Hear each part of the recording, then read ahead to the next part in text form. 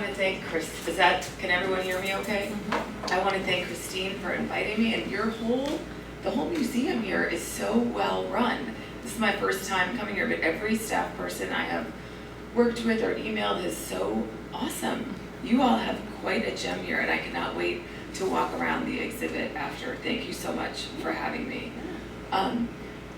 Again, I apologize. It took me a lot longer than I imagined it would to get here, so thank you for being patient. So I wanted to give a talk tonight that provides some context for the fabulous Art of Domesticity exhibit that you all have right now. Oh, here's my clicker. Fantastic. And so I titled it, When Women Became Artists and Full Citizens, because we'll focus most of tonight's talk between the 1870s and the 1920s, and I'll talk about some of the preconditions that paved the way for women to consider themselves artists and for the world to start to consider women as artists, and also for people to begin to take more seriously, is that better, women's crafts. So our two overarching questions, this is part of my expertise and research for this comes from my most recent book, Free Thinker, Sex, Suffrage, and the Extraordinary Life of Helen Hamilton Gardner, who was a fallen woman, meaning she had sex before marriage and everyone found out about it, who reinvented herself and then became the suffragist lead negotiator in Washington. And I just highlighted the book cover here because we're going to see this picture on the left tonight. And this was a suffrage postcard created by an Ohio suffragist that I love so much, and it was the inspiration for my book cover. So we're going to come back to this postcard later. But our two overarching questions are, can women be artists? What does it mean to be an artist? What did it take for the world to accept women as artists? And secondly, can the domestic be artistic? And I think that's one of the overarching questions of the fabulous exhibit you all have on display here at the Allen County Museum right now. So what were some of the things that made it possible for women to begin considering themselves artists? Does anyone want to hazard a guess what was the major 19th century event that probably altered the course of women's lives more than any other event? World War I? Civil War. Civil War. Exactly. We don't often think about or talk about the Civil War as an important moment in women's history. Surely it's a defining moment in American history. But what did it mean for women? Well, this is the moment that enabled women to take on all kinds of paid and unpaid labor that they had never done before, opening up a whole host of opportunities for them. And it also shifted discussions about marriage, and it created a world in which women could be single without being stigmatized. And we'll see how some of these developments play out from 1864, when the war ends, till the end of the 19th century. And again, this obviously is a change born of tragedy. Over 700,000 American men lost their lives, so I'm not pointing this out to be celebratory in any way, but to say that this was a real shift, a real sea change in the history of women in the US in terms of what they could do and what they imagined themselves to be capable of. The first example I want to highlight is college. One of the kind of biggest and most immediate shifts we see for American women after the Civil War is that college becomes a possibility for women. Now, it's not that folks woke up and had some sort of feminist awakening and thought, gosh, wouldn't it be fantastic if all the young women got their college degrees? No, colleges are businesses. Colleges needed tuition, so when 700,000 young men died, that leaves far fewer people to pay tuition. So many colleges and universities reluctantly, controversially, but nevertheless, opened their doors to young women. And we see young women thrilled at this opportunity and begin to immediately take advantage of it. So in particular in the state land-grant universities, University of Wisconsin, University of Illinois, the big public colleges funded by the Moral Land Act. And we also see it in more private and kind of elite, rarefied settings like the so-called Seven Sisters, which are the all-women's colleges you may have heard of, like Smith, Wesley, it used to be all women, Wellesley, and so Mount Holyoke. A lot of women went there to pursue degrees.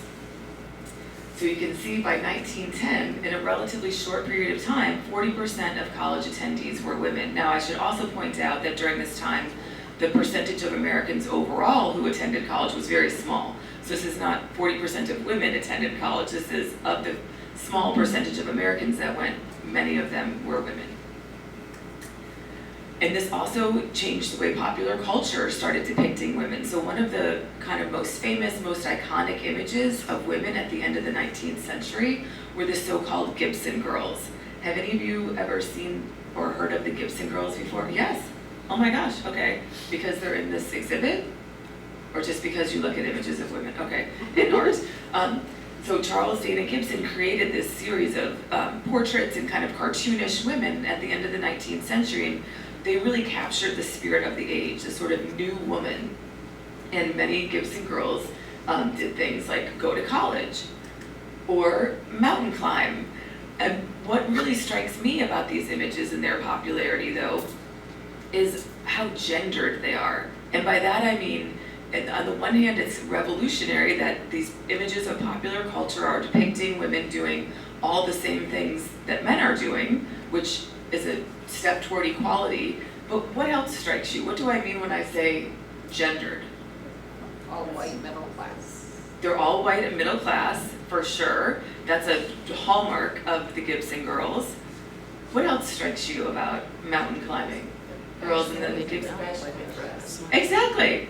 Is this what you wear when you go mountain climbing? Do you lace up your corset and put your high heel boots on and your fancy hat with feathers? Oh my God. This is how the Gibson girls look no matter what they're doing. Hyper feminized.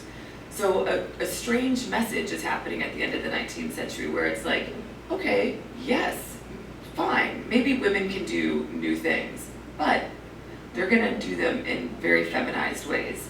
You can go to college, but what can you major in? What are two new majors or career paths that opened to women at the end of the 19th century? What? Teaching. Oh yeah, you guys are good. We're gonna get to teaching and nursing, which sometimes you can go to college for and sometimes not. But in college, you can major in home economics and domestic science. So when I say things are gendered, it's like the door is open, but kind of, right? You are not going to medical school as a woman.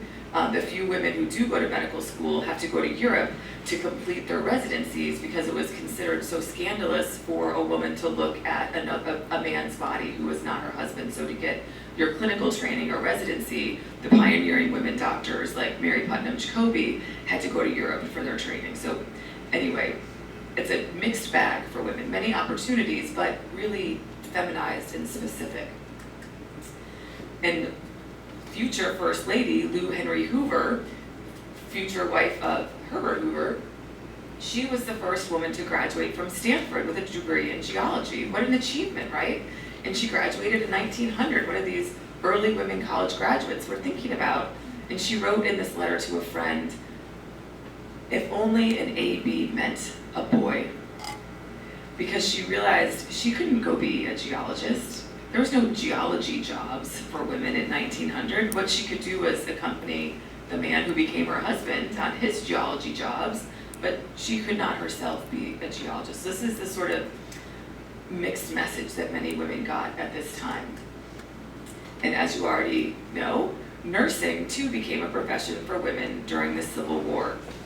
Again, this is born out of necessity, in that there just simply weren't enough men to do these jobs on the battlefield to care for all the wounded soldiers. But it also was really controversial because, again, there was a lot of concern about what's going to happen if we let women look at bodies of men who are not their husbands or their sons.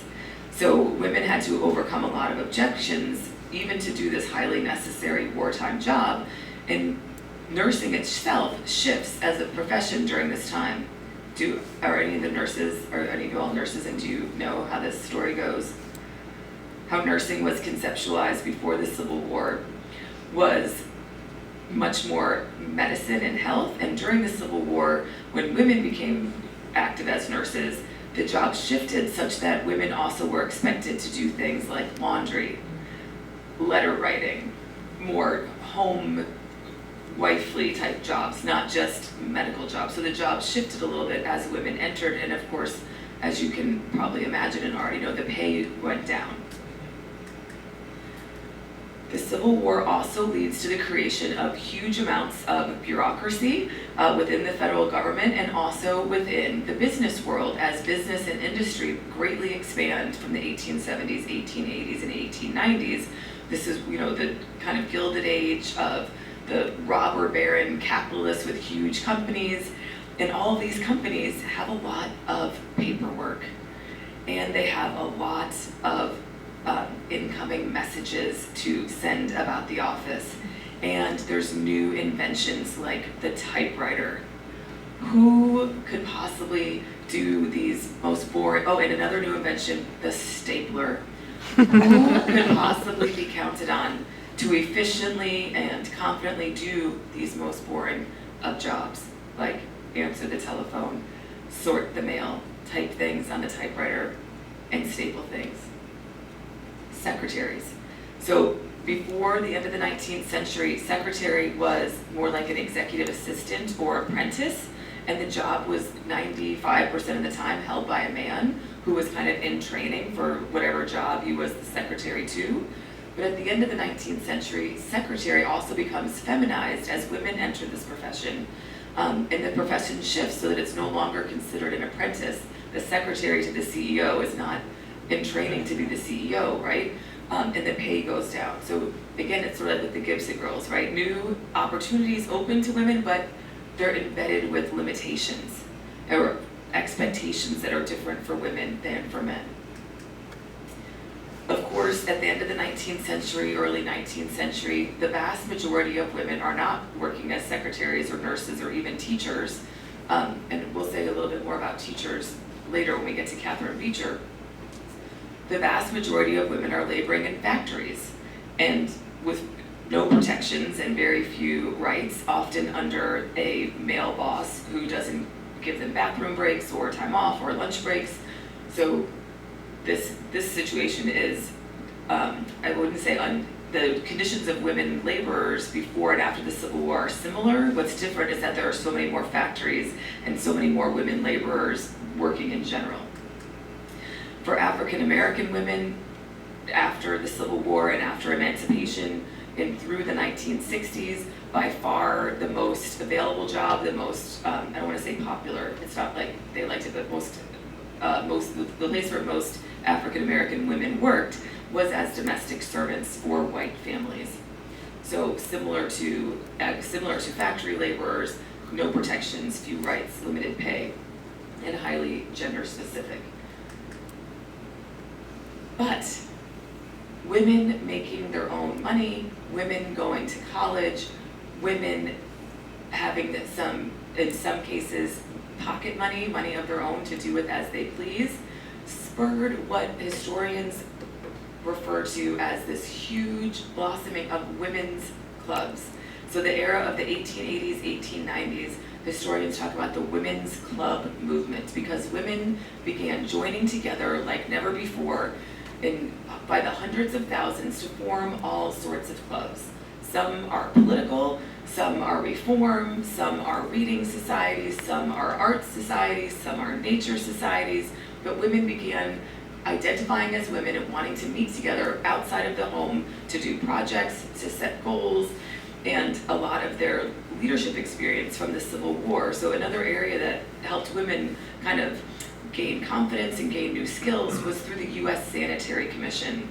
That was the civilian arm of the Union Army during the Civil War that was run by and large by women.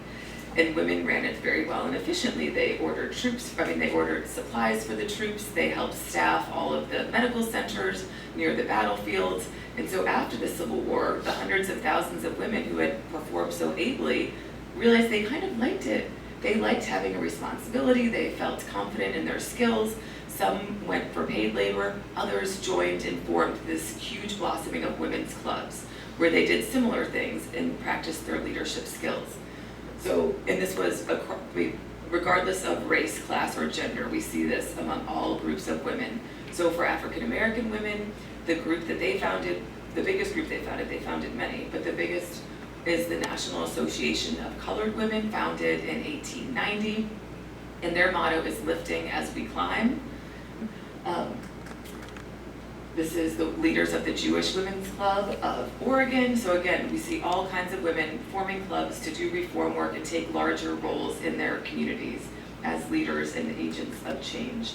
The one that I think and talk and write about the most these days is the Women's Christian Temperance Union, founded not far from here in Ohio in 1874. And this too is really a Civil War story. The nation's first temperance, maybe I should back up. Temperance means Alcohol. limiting intake of alcohol.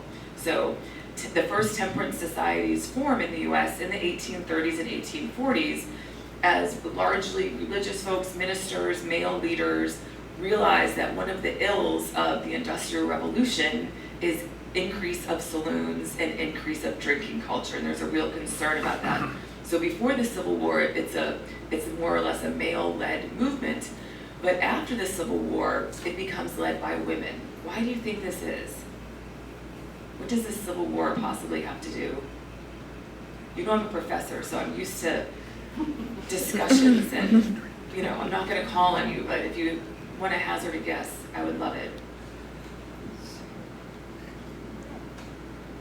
Bad husbands? Bad husbands. That was the Civil War. So after the Civil War, when men come home suffering from what we would now call PTSD, probably in chronic pain if they survived having witnessed God knows what horrors on the battlefield, many men turned to alcohol, understandably. But this created a lot of hardships at home for the wives. So husbands spent a lot of their money at the saloon. Husbands often slept with prostitutes. This is where I get to the syphilis part of my research, which I won't go into that tonight, but just to say syphilis in the 19th century was by far the most common infectious disease. It was more common than all of the other infectious diseases combined. And this is at a time when women could not sue for divorce and could not say no to their husbands. So if you can imagine, that would get me to a meeting. And that's what got a lot of these women to a meeting. They didn't talk about sex, but they could talk about alcohol. So they said, what can we do to stop this scourge of alcohol in our communities? And so they joined and formed chapters of the Women's Christian Temperance Union all across the country, starting here in Ohio in 1874. The most formidable and impactful leader of these women's clubs was Frances Willard, who was the president of the Women's Christian Temperance Union for almost 20 years. And this is her on her beloved bicycle, which she learned to ride in her 50s, and she wrote a whole book about it. Her bicycle is named Gladys, and I got to see Gladys on display this summer while doing some archival research at the WCTU archives. And Frances Willard transformed the WCTU into a really expansive and huge national network of women. By 1890, it counted 700,000 members in chapters in every state and nearly every community. And her motto was do everything. So she wanted women, they had all sorts of departments under the auspices of the WCTU where women were taking all sorts of leadership roles in their communities and indeed throughout the world. She also spread the WCTU internationally. We see all kinds of other female leaders, early women college graduates, including also Jane Addams, founder of Hull House in Chicago, and a really popular example of this new type of woman who becomes possible after the Civil War. And I highlight Jane Addams, and I could also have said the same thing about Frances Willard, because they were both also really notable as spinsters.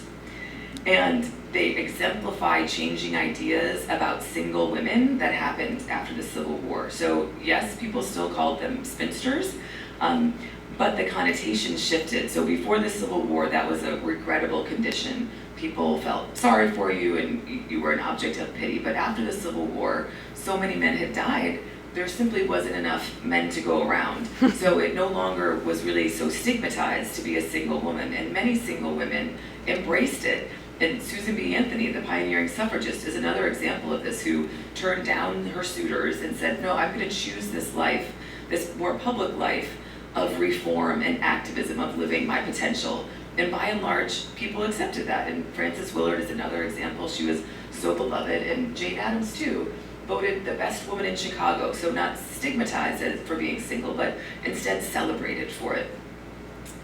And she wrote about this in one of her many memoirs, saying, unless the married woman ignores the wishes of her husband, it is difficult for her to achieve the same level of goodness that the unmarried woman does. So a new rise in stature for unmarried women. And now what does this have to do with art? So I wanted to set the stage of some of these broader cultural cross currents that are happening for women between the 1860s and the early 1900s.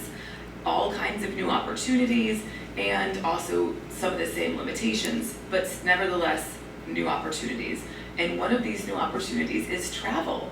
We also see so many of these young female college graduates, single women going on world tours. Yes, it's still popular as like a honeymoon thing, but it also becomes really popular for women to travel by themselves, something that was considered kind of taboo or scandalous earlier in the 19th century, or for women to travel with other women. And many of the women who traveled to Europe in particular were interested in art and or became artists. So there's also a real path, as did some of the early women college graduates. So we also see the museum at Miami, where Christine and I met, their exhibition was called The Golden Hour, or Golden Time, a golden time for women artists. So, and that's the same period, late 19th century, early 20th century, a golden time for women artists. The one picture here is the sculptor Harriet Hosmer. And here she is in Italy, surrounded by her male sculpting assistants. And why does she need so many assistants? Because she has chosen to work with the heaviest and sturdiest and most beautiful Italian marble. And she's just one of many of these young American women who went to Italy to become sculptors at the end of the 19th century. And they were known, or they were called derisively by Henry James, who called them the white marmorium, meaning marble flock. So young American women flock to Europe to study the arts and to be artists. Another example is Mary Cassatt, an American woman who spent much of her life in France. And what I wanted to show here is, now we're kind of getting to the questions about, can women be artists and can the domestic be artistic? So Marie Cassatt was always recognized as a skilled painter, but she also kind of shifted what skilled painters were supposed to paint. And here I'm treading on your territory as an art historian, so if I'm messing this up or you want to add in, please correct me. But I would say, in my art historian trained eye, I would say she adds a new level of appreciation, of celebration of the domestic, of mothers and children. Of course, there have always been lots of Madonnas and maybe Jesuses, but this is somehow more personal and more feminine, I think. It's you can tell it's done, I feel like, by a woman, and a lot of Mary Cassatt's art looks like this. So we start seeing new ways for women to be artists and new things being depicted in art as a result of these larger cultural shifts. Another woman who famously traveled to Europe many times is Isabella Stewart Gardner. A historian friend of mine just published a beautiful biography of her, and so that's why she's kind of top of mind for me, I guess. But Isabella Stewart Gardner lost a child and was not able to have more children, and kind of came out of her depression through traveling to Europe and looking at beautiful things. It also helped that she was super rich and then married a super rich guy, which helps, I guess, with all sorts of things, like traveling to Europe and buying art. But she became a collector, and this was something that was really only open to men. But as she aged, which I also like this story because she really comes into herself in her 50s and 60s. So as she ages, she says, I want to buy art too. And I'm not just going to buy it, I'm going to make my own museum. And she was really one of the first and only women to do such a thing. You may have been to the Gardner Museum in Boston before. Oh, I guess I think I deleted one. So what I love about the Gardner Museum is she mandated in her will that every room in the museum stay just the same, just to her vision. Now this probably poses some curatorial challenges in 2024 as the curators might feel compelled to switch things up or show some new things. But I kind of love that about her, that she's like, this is my vision, this is my art, and you will look at it and enjoy it on my terms. So she opened her museum in the same time period in 1903. So I'm just pointing out some of the ways people are thinking about women and art in new ways at the turn of the 20th century. Also, we see the opening of many art academies for women, and some of them are feminized, and there's still barriers, like women were less likely to be sculptors in the US because that was seen as more manly, and that's why so many of those white memoriam flock people went to Europe, more opportunities, less stigma for women, especially beautiful young American women who wanted to practice in marble. But there are many schools that welcomed women artists, such as the Cincinnati Art Academy, led by Frank Duvenet. And one of the women who trained there under him was Cornelia Cassidy Davis, who created many beautiful things, including this Let Ohio Women Vote suffrage postcard that I love so much. So now we get to the suffrage part of the story. So as women's, I guess I want to focus on suffrage art, but I guess I should do a little how we got from the WCTU and women's clubs and women's college to suffrage. So yes, women are joining all sorts of clubs in the 1880s and 1890s. And the first time women gathered together as women to ask for the vote was in the 1840s. But the suffrage movement as a whole was very small. So while there are 700,000 members of the Women's Christian Temperance Union, there's around 5,000 women who had joined the group that was then called the National American Woman Suffrage Union or Association at the same time. So 700,000 to 5,000. So you can see suffrage, we talk about women's rights and suffragists a lot now. In the 1890s, it was a teeny minority of women who most people thought had completely lost their minds because they asked for equality, including the vote. Yeah?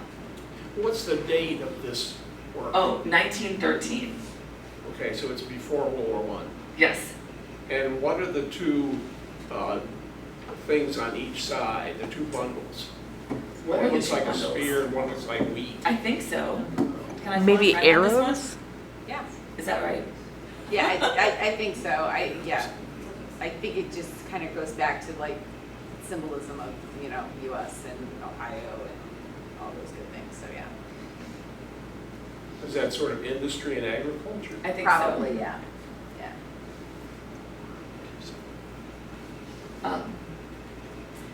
So around 1900, things begin to shift for the suffrage movement, and it becomes, so Frances Willard, who was the leader of the temperance organization, dies. And she was such a force, and it was hard for the temperance movement to regroup after her death.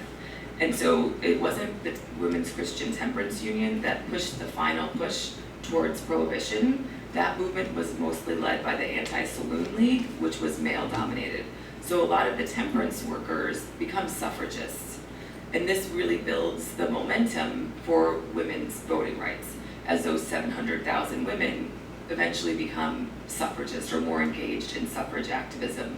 Also, these first generations of women college graduates become more interested in voting rights, and they form college chapters. So there's a real push among younger women for the vote as well. So in the early 1900s, the suffrage movement is growing and becoming one of the largest groups of women. And they tap into all these beautiful images and artistic tendencies among women. So some of these were on display famously at the 1893 World's Fair in Chicago at the Women's Building. I saw you all are having a talk We did. You had a talk. How, did any of you go? And Yes. okay, oh, great. So what did you learn about the World's Fair or the Women's Building at the other talk? I had no idea it existed, that World's Fair. Yeah. Very surprising.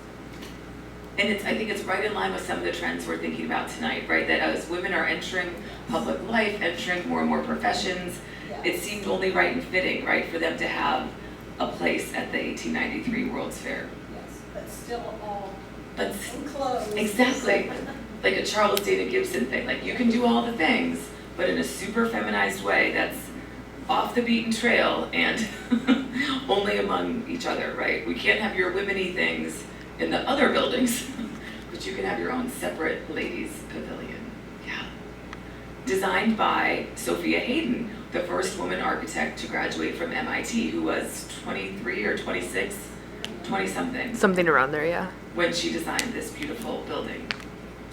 And some of the things displayed at the women's building, which you probably already learned at your other talk, were women's domestic arts.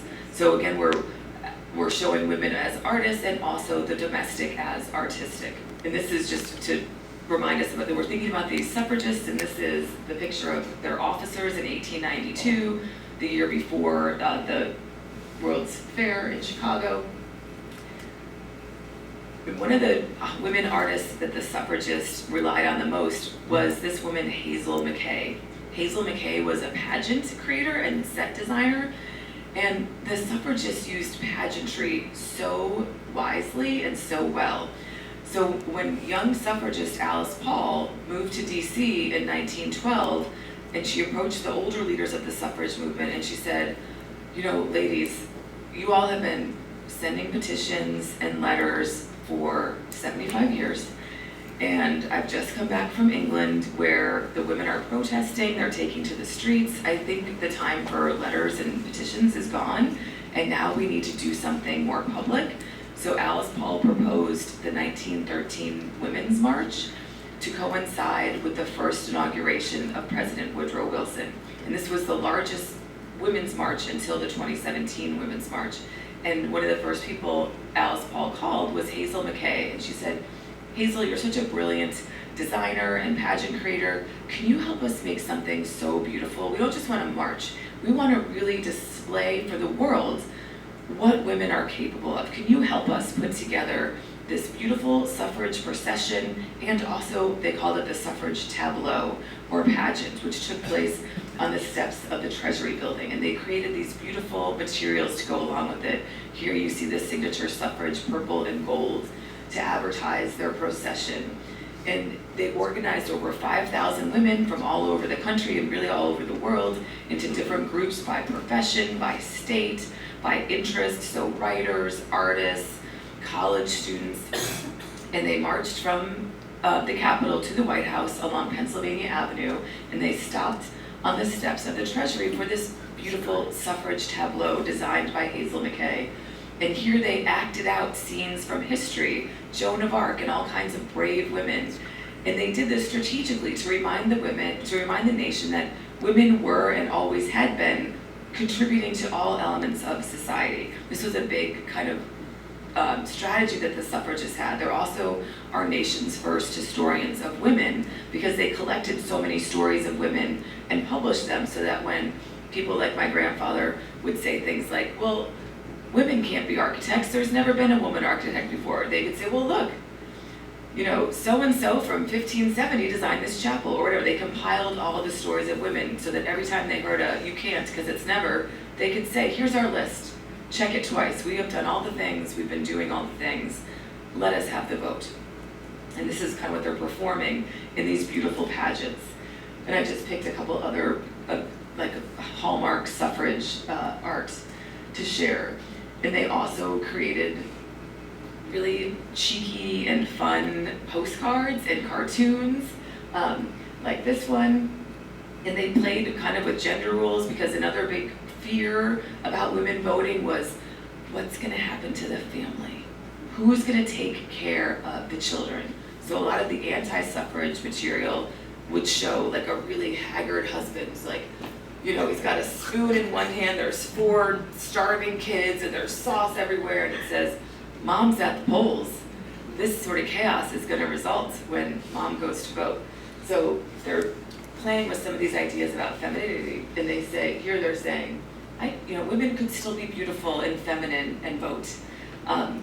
Later historians have critiqued some of these messages for reasserting these ideas about women, because suffragists also did things like create a suffrage cookbook to allay fears that women were going to go on domestic strike the second that they were enfranchised.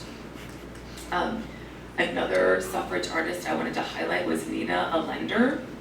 She was the cartoonist for the National Women's Party, and as you can see here, she made hundreds and hundreds and hundreds of beautiful illustrations and cartoons for the suffrage movement, including this one. You can see her Allender there in the corner, documenting what happened when the members of the National Women's Party who protested the White House were imprisoned. So they were imprisoned for many months, and they went on hunger strike and were force-fed, and Nina Allender helped capture their plight in the nation's newspapers through her cartoons, and helped gain sympathy and spread the word that these young women were being held as prisoners and force-fed against their will for demanding the right to vote. The other suffrage artist I want to highlight, and who I have a real soft spot for, is Adelaide Johnson. She was known as the sculptor of suffrage, and she fits into various parts of this story in the sense that she wanted to be an artist. She went to art school in St. Louis in the 1870s, and she wanted to be a sculptor, and they said, well, that's too unladylike, you're too small and delicate to deal with these materials, why don't you try something more decorative or to your small body. Then she moved to Chicago and was still trying to make it as an artist. She was teaching some art and painting classes, and then a terrible thing happened where she was running to catch an elevator, and the elevator was not there. So she fell multiple stories. These are the sorts of things, right, that happened in the 19th century before we inspected elevators and things like that. So she plummets several stories, and she broke both of her legs and her back in a really devastating way. But she got a big settlement from the company. What did she do with her cash settlement? Yes, one of her legs was permanently shorter than the other the rest of her life. Yes, she had to walk with a cane, and yes, she had chronic pain forever, but she took her cash settlement and she went to Europe to study sculpture, to study in Italy, and learn how to carve marble, which had been her dream. So she goes and she learns how to sculpt. That's her on the left. You can see how petite she is. And her dream is to create sculptures of women. So she comes back to the United States, 1880s, 1890s, and she starts talking to women's rights leaders, and she says, I want to create what she called a gallery of eminent women. She said, all of our museums, all of our halls, all of our state capitals have busts of great men. I want to make all the busts of great women. And she tried to raise money, and she showed her wares and tried to raise more money at the 1893 World's Fair. We're back to the Women's Building in the 1893 World's Fair again. And for decades, she tried to make this happen, and she did, in fact, make multiple dozens of busts of women, but she could never figure out a way to support herself, and she could never figure out a way to get her wares displayed.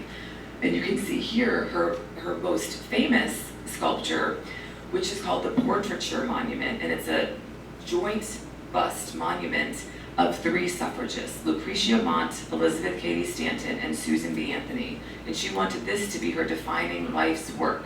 So when the 19th Amendment was ratified in 1920, she went through an enormous, I can't even tell you, it involves earthquakes, train strikes, for real. She goes through an enormous amount of, you can't even believe it, to get this, to transport this portrait monument to the United States Capitol, where the suffragists hope it will be on display. They say, now that women have attained the vote, we are full citizens, we would like this bust to be displayed in the Capitol Rotunda. So they reluctantly get the architect of the Capitol to say, okay, fine. But what they don't realize is that the suffrage leaders have made a compromise where he really only said it could be displayed for one day.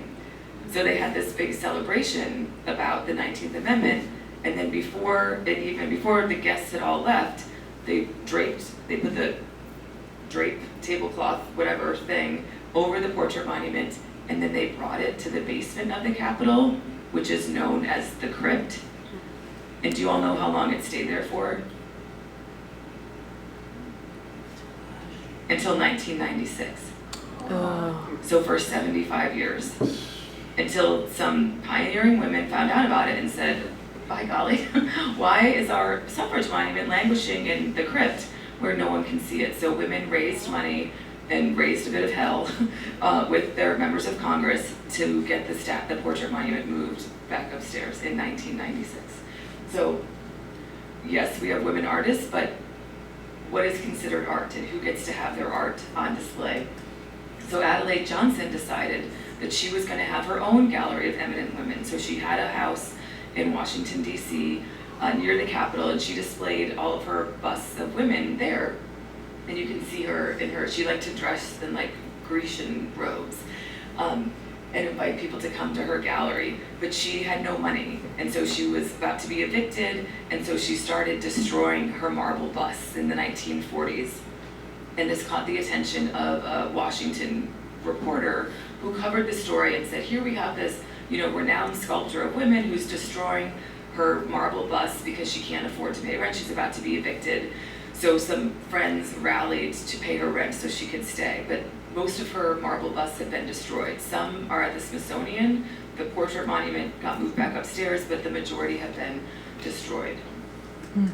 And there's the portrait monument back upstairs. So what about the domestic arts?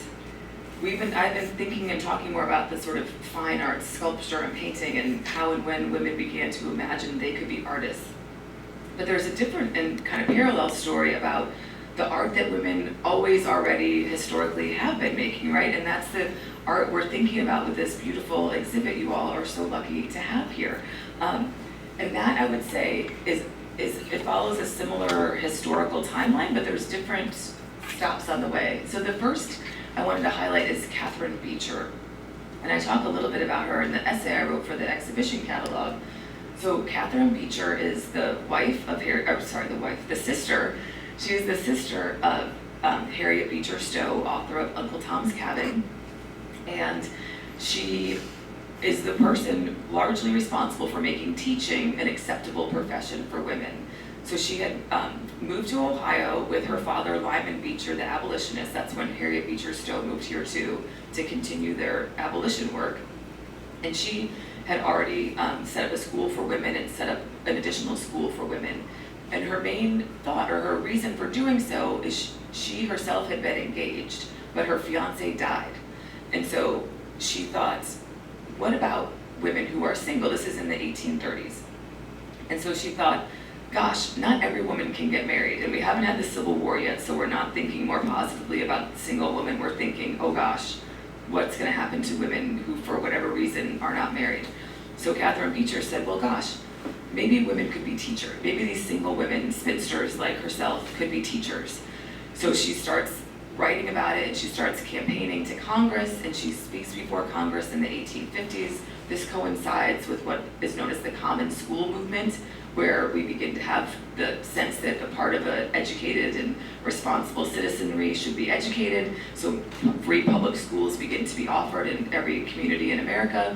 And she says, well, who is better suited to teach all these young children than women? Than women who, by fate or circumstance, can't have their own children. She says women are naturally inclined to be good with children. And again, you can say what you want about that, but that's what she argues. And she says, best of all, women will work for half as much as men.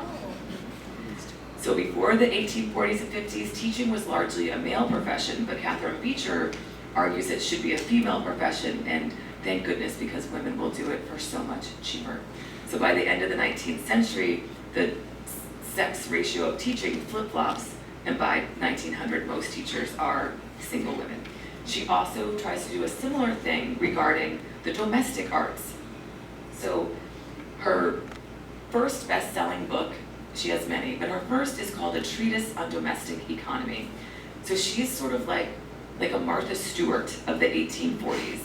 And she's capitalizing on the Industrial Revolution, the fact that there's now kind of this new middle class, that people have a little bit more money, there's many more consumer goods to buy, you're not making your butter and making your fabric and making everything yourself. You can now buy things, but it's very confusing. What are you gonna buy? And what's your house supposed to look like? What are you gonna serve at your Thanksgiving dinner table? These are pressing questions. So Catherine Beecher writes this advice book, and she positions it as also, this is a way for women to be patriotic. She has these really inspirational opening chapters where she quotes God and the Bible and de Tocqueville, saying, you know, God and nature intended for women to be subservient in the home, but that is not something we should feel sad about. She was not a suffragist. She was writing against the suffragists. She was saying, we should celebrate this, and we should make it an art form and a profession. So she has all kinds of illustrated diagrams about how women could turn domesticity into their full-time life calling. And these books are widely popular, and then she writes another set of books with her sister Harriet Beecher Stowe. Later, after her sister becomes famous for writing Uncle Tom's Cabin, they wrote, I think it was called The American Woman's Home, and it went into many editions and was like the third or fourth best-selling book of the 19th century. Again, encouraging women to take pride and ownership in what they do in the home and the domestic arts, and imbuing these tasks, which women had always and already been doing, but imbuing them with civic importance, and elevating, at least rhetorically, the stature of these types of jobs. On the one hand, and on the other hand, of course, women are making and creating all these beautiful pieces of art, like samplers. I myself even made a sampler. Raise your hand if you made a sampler when you were growing up. Yeah, right? I should have taken a picture of mine, although it's so not as beautiful of this one, but yeah, we always have been making these sorts of art, and this is a G's Bend quilt, and I highlighted this because it shows, this is from an exhibit at the National Portrait Gallery from 2015. So women have always been quilting, but when do women get their quilts exhibited in the National Portrait Gallery? 2015. So these are the questions we could discuss, right? Is the domestic artistic? Are women artists? What do we make of the, what is art and how do we define it? And then I also wanted to put in a little bit about more recently, as you know, since the 1960s, women artists, and in particular feminist artists, have been reclaiming some of these traditional women's arts and saying, always, all along, these have been art forms. And these art forms are also political. So this is a famous installation by Judy Chicago called The Dinner Party. And she's taking a traditional feminine task of setting a tablescape, setting out the place settings and the name cards, and she gives each place setting a famous woman's name. And you can't quite see from where you're sitting probably, but the plates are also various iterations of women's body parts. So she's also reclaiming women's bodies that had so long been kind of objectified in art done by men, and saying this is what it might look like when a woman artist makes it, and naming all these women whose names and accomplishments have been lost to history, and also saying that, wow, why don't we look at the beauty of the tablescape? Why don't we look at the beautiful things that women create all day, every day in their own homes? And then more recently, famously, of course, is the pink hats that women made in the 2017 March to showcase their knitting skills and also the power of their art. So those are some thoughts I had about the context of this beautiful exhibit you all have here. Thank you so much.